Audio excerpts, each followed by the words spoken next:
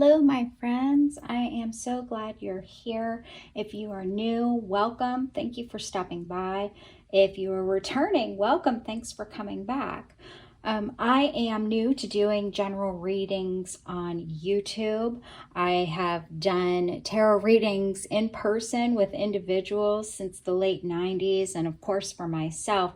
But this whole experience of switching to general readings on YouTube has been pretty wild. And I dropped the ball last week because I was traveling. So by the time I realized that there were technical issues, I did not have my computer with me and able to fix it. Lesson learned. Thank you, Mercury retrograde. Anyway, I've been having a lot of fun, and I hope to keep getting better and better at this style of general reading. I have lots of ideas for different types of readings, but I'm trying to ease in slowly because I really want to be consistent and not have things like last week happen. So if you have an idea or a request for a type of tarot reading, drop it in the comments.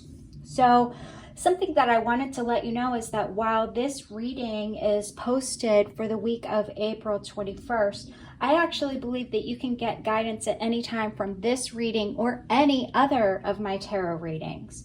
The key is to take what resonates with you and run with it. Use your intuition and trust yourself above everything else. I don't know your situation, but I do know that if we open ourselves up to possibility, we can get a whole lot of insight from whatever cards come up. I know when I'm doing these readings, I am amazed at the insights that I'm getting from my own life. So you know how to apply these cards to your life. If they don't resonate, check out one of my other readings and come back next week. So today we're going to look into what energies are coming up this week for the collective, and we're going to get some advice on how we can best work with these energies, and then we will get some oracle messages to top it all off, because who doesn't love messages from the universe? So I have shuffled all of my cards, and we are going to get started here. So let's start off with 3 energy cards. So these are our energy for the week of April 21st. And I like to take the bottom card of the deck and use it as the underlying energy as the week for the whole. Whew, that looks good. And then let's get 3 advice cards for how we can work with the energies going on this week. Wow, this is some wild, wild stuff. So our first card that we have is the 7 of Cups. As you can see, this person is really having a hard time making decisions. And this makes a lot of sense, actually, because we are still in Mercury retrograde. So this is the time where we're supposed to be going over stuff and, double checking everything and really making sure that our decisions are, in alignment with how we want our life to move forward. Our next card for the energy of the week is the Queen of Cups. And this is the card of the deck of the person that has the most connection to her heart. She is completely emotionally intelligent and really has that giving and receiving feel to her. And then the next card that we have for the energy of this week is the Tower. And the Tower is that card that represents sudden change. So a couple of things that are coming up for me is that when I look at these 3 cards, I think to myself, okay, we've got decisions going on. We want to stay in emotional intelligence. So we don't want to make wild and crazy decisions. We want to make the right decisions. And right there, when we want to make the right decisions, that's where we get hung up. And, we get afraid of what's going to happen if we make the wrong decision. Well, there's this idea out there that you can't make a wrong decision, because every time you make a decision, you get information from what happens and you can adjust how you move forward. It's a really lovely idea, and I do apply it in my own personal life, but it's hard sometimes because we have fears. We have things that hold us back. We have ideas of how we want people to see us and how we want to feel. And so it becomes really important for us to make the right decision. So I would argue that you have many decisions. And the key right now is looking past any kind of emotional overload that you might have to look at all of your choices. Let it be there. But this tower says to me that if you don't make that decision, it's going to be made for you. So it's kind of that whole thing of like, hey, have you been messing around? Have you been trying to figure out what to do and you're sitting there letting your fear stop you? Well, the universe is going to put it in your path, whether you like it or not. So which way would you prefer to deal with it? Would you like to deal with it on your own terms, or would you like to deal with it the way the universe is going to throw it out to you? Now, before I go any further with getting into the advice cards, while that may sound really scary, I want to bring up this underlying energy of the week as the 10 of Cups, which is abundance and joy and fulfillment and happiness. You see, this is, that happy family card, and it really is showing us that this week, even though you might be having decisions that you have to make and you're not sure about, if you're getting into your feels and if you're having moments that are surprises for you, it's okay, because you've got the happy family. You've got this energy of abundance and foundation and security and contentment, so you can deal with those things. Now let's take a look at the advice card. So our first advice card is the 5 of Cups.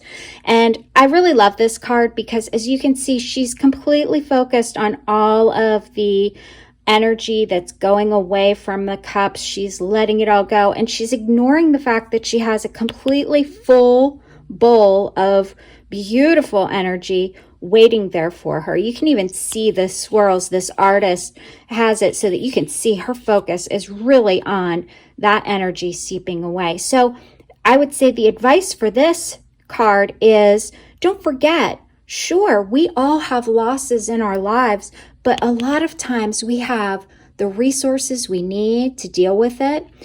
There are support systems out there available if you need that to help deal with any losses. And instead of focusing on the negative in general life, let's remember that we have these positive pieces. It's not a toxic positivity where we ignore the negative. It's just that sometimes we can get really caught up in the negative, and we have to pull ourselves out of it, and remembering the things that are good in our life can be really helpful for that. The next card that we have for advice is 15, the Devil. Oh, look at him. He is a puppeteer, and he is controlling this person. The Devil card is that card that indicates that we know what is good for us and what's not good for us. We know what has control over us or power over us. And this might be the week that maybe your decisions are about what's controlling you, what has power over you. And this is a really great time to take that power back, which is exactly what this card reminds me of. This is the 9 of Wands. Look at her. She is so proud. She is defending it. She doesn't need a tall wall to keep it out. She just needs to know she has got her boundaries. And that's what this card is teaching us. This week, have your boundaries. Be strong in them. Be confident in them. And again, if you are facing decisions and you are tapping into your heart, when those tower moments happen, they inevitably do. That is part of life. Tower moments occur. It's just a change. If you've got the support you need, you can tap into your heart. You are weighing your choices. You're focusing on acknowledging the negative that occurs, but then remembering that you have the positive. You're stepping away from the things that have power over you or control over you, and you're having really strong boundaries. It's going to be a really cool week for us here. So how about if we get some messages from the universe? So I have 2 decks that I wanted to pull cards from. This one is the Sacred Traveler. I love this deck. It is just a nice little deck that gives us a message from the sacred traveler, which I like to think of as the universe. And so let's just see what card we get. Oh, miracles. Expect the wondrous to emerge. Oh, isn't that beautiful? Okay, I'm going to put that right here because that is really great. You know, a tower moment, being forced into change, that can bring us miracles. That can get us to a point where we really are surprised that something good has come up. So what if we expect the change to be good? Now, the book says, and this is by Denise Linn, who is an amazing author, and I highly recommend checking out any of her books. She's really, really a great author. The card meaning is, just around the bend, a miracle is waiting to happen. Release fear and uncertainty, and majestic wonders await to unfold for you. Watch for them and embrace them. Some come in an unlikely form. Trust that all is unfolding for your highest good. Expect miracles in your life. I love this. She also has a piece in her book that is called The Sacred Traveler Wants You to Know, and I'd like to read you that as well. For this card, she says, the sacred traveler wants you to know that what is expected tends to be realized. The more you become aware of the small marvels in your life, the more they will grow in magnitude. Celebrate and cherish them when they appear, no matter how small they may seem.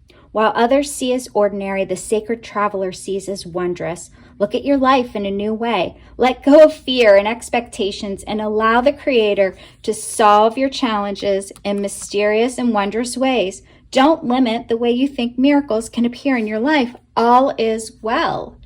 I love that. Isn't that crazy how that just like fit right into what we were talking about before? This is why I love the cards. They are always so spot on with the energy, and it's wild to me. So this oracle deck is called The Wisdom of the Oracle. It's by Colette Baron Reed. And Colette is a wonderful, wonderful deck creator, and she does all kinds of classes and workshops. I highly recommend looking her up if you like this. So the card that we pulled up is Clean It Up. Oh my goodness, look at that. There's cleaning going on. It looks like maybe there's the face of, is that George Washington in there? So maybe there's a financial piece going on. So I'm wondering if we can clean up our own attitudes about what's going on here. Can we pull it back in and, use that to create the life that we want for this week? So let me check out what she has in her book. Give me a second to find it here. Let's see, 21. Okay, 21, Clean It Up. She says the essential meanings are getting to the core of a situation, freedom from a burden, cleaning house, sweeping away what's no longer needed. Oh, isn't that funny? Sweeping away what's no longer needed. That sounds a lot like getting rid of the things that are having any kind of power or authority over us. The oracle's message. Ever feel so bogged down with emotional gunk that you can't think straight? Could you be surrounded by physical clutter in your home too? Too much work? Overwhelmed? Time to clean house. Every item out of place matters away at you. Every unresolved resentment, every comparison to others leads to a sense of lack, takes up energetic space. Every unpaid bill just adds up to an unnecessary feeling of being overwhelmed. Now is the time to free yourself by energetically cleaning house. Just do it. Make room for the miracles that are lining up for you. I love this. One of the things that I like to do on a regular basis is imagining that I have energy coming into my body, and I have energy that I'm putting out to my body, and energy goes out of my body and it connects to all the things that I'm thinking about, that I'm worried about, that have power over me. And I like to imagine myself pulling that energy back in. That doesn't mean that I stop caring for people or anything. What it means is that I allow them to have their experience and I have my own experience as well. And that has been actually very helpful for me in terms of dealing with any kind of worry about situations going on in my life. I'm actually thinking about doing a little meditation to walk people through that, because I've been telling a lot of people about it lately. So that's interesting. Now, this Clean It Up card also has a relationship message. She said, it's time to clear the air. Take a look at your side of the street and say what's on your mind. Sweep away the old stuff so that a spring breeze can flow through with new energy. It's the perfect time to do an inventory of your dynamics and see what's yours and what's not yours to clean up the relationship. Everyone brings some baggage. Sort through what you brought with you and let go of what is no longer needed. Become unencumbered and your relationship will flourish. Isn't that funny? Take what's yours and let go of the rest. I think energetically that is a really, really big deal. If we're plugged into other people's emotions all the time, which if you're operating in a Queen of Cups place, if you're a highly sensitive person or you're an empath, you're going to feel that energy, and you need to protect yourself and make sure that the energy that you're carrying is yours and not somebody else's. So this card also has a prosperity message, and it says simple things like opening your mail, paying bills, sorting out your timetable, making lists, and getting organized is what this symbol means when it comes to your work. Make time for yourself too. This card is a sign you may be overburdened and overwhelmed. It's okay to say no. There's that boundaries card. You'll prosper even more if you do. Now, finally, this card has a protection message, and let's take a look at that. Is it possible you may be focusing too much on other people right now, trying too hard to be helpful? Does taking on what belongs to others make you feel needed or desired? Perhaps you think it's your calling to relieve people of their burdens, but what is the cost to you and to them? Don't clean up someone else's side of the street. You're not helping by freeing him or her of responsibility. You're also not doing yourself any favors, and you just might be adding a greater strain. You are loved as you are. You don't need to be needed to be loved. Wow. I totally love how this came together. All of these cards, it looks like it's going to be quite a week. And if we have really great expectations, if we've got our support systems in play and we set our boundaries and we expect the wondrous to emerge, expect miracles, then it should turn out to be a really good feeling week. I love this. So that's what I've got for you for the week ahead. I hope you found it helpful. I'm really excited to see how this turns out, and I would love to hear what you think of all of this. So leave a comment below. I will be back next Sunday with a new reading, and of course, I hope you will join me. In the meantime, if you like journaling, I've added some tarot journaling videos and more are on the way. I'm actually doing them in the order of the decans of the zodiac. So they're coming out like every 7 to 10 days because that's about how long I'm spending time doing my own study of these cards from a very different viewpoint than I ever did before. It's been exciting, and I figured I'd bring it to you because tarot journaling is something that I really enjoy as a way to look into my own self and dig in a little bit deeper. So I figured somebody out there might want to see it. So you can take a look at that.